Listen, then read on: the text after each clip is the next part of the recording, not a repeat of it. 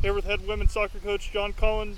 John, last week was an interesting week. Thursday's game got canceled. Sunday's game was delayed due to lightning, but the team still came out with a 3-0 win. Just your thoughts on looking back at the week and how the team came out with all the adversity.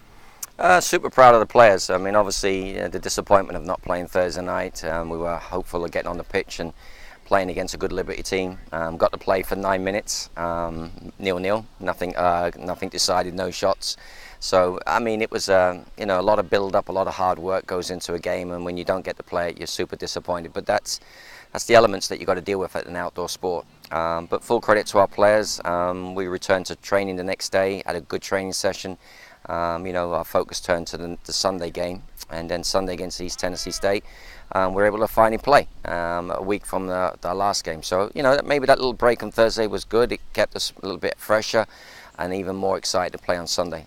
Sunday played a great game. Thought probably our best performance of the season in terms of everything we wanted to do: clean sheet, scoring goals, creating numerous chances, playing well, passing well, and everybody contributing.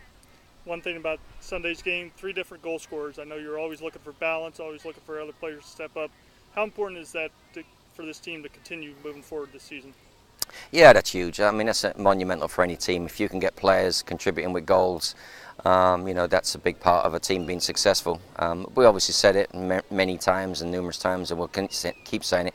We just hope that it's not 1 goal per player. We want them to kick on and build some confidence in front of the goal. Hopefully some of those girls that have got 1 goal will get 2, 3, 4, 5 over the next few weeks. So, the more goal scorers we have in a team, the more threats we have on a team, the more dangerous a team we can be. But it's nice to see us getting goals from different areas of the field. We've got a holding midfield player that scored at the weekend, and Sandra Gazelhart.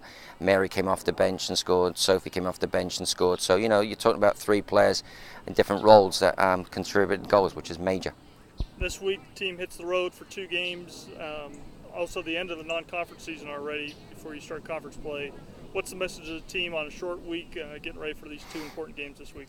Well, these 2 games are going to be really like conference games. I mean, Elon and ECU are in-state rivals, so to speak. We know a little bit about each other, just like you know a little bit about your conference opponents.